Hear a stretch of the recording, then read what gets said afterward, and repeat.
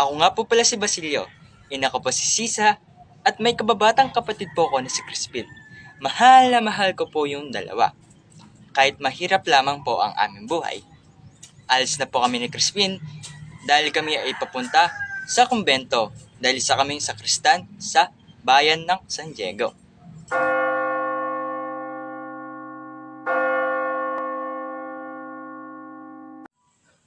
Mahal ko si Bill.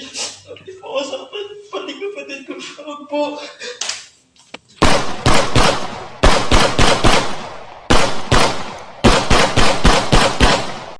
Inay. Inay. Andyan po ba kayo, Inay? Andito na po ako, Inay.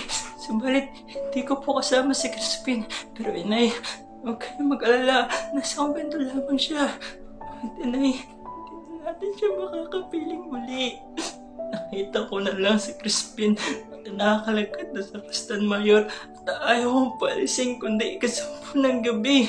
Inay, kitang-kita ng dalawang mata ko. Sinasaktan ng aking kapatid at gustong-gusto ko siyang tulungan, Inay.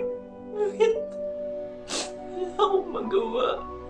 Sa takot ko, Inay, tumakas ako sa kumbento at sa akin pagtakas. Kasalubong ko mga gwardiya sibil at dali-dali akong tumakbo habang sila'y nagpapaputok ng armas. Isang pulong dumuplis sa aking ulo. Inay, sana po ako'y patawarin niyo dahil hindi ko magawa mailigtas ang aking kapatid, Inay. Sana patawarin niyo po ako, Inay.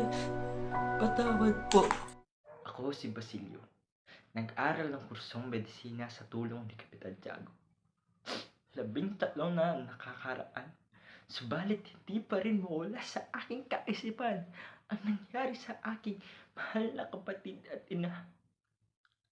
Ako lamang dumadalaw sa San Diego upang bisitahin ang puntod ng aking mahal na ina.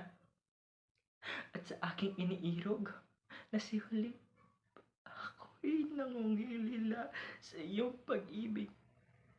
Oh, aking Uli, ang iyong kamatayan ay aking paghihiganti sa gabay at tulong ni Simon, ang aking kaibigan.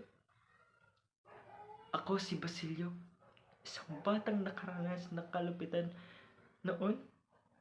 Ngunit ngayon ako'y lumalaban para sa mga kabataan.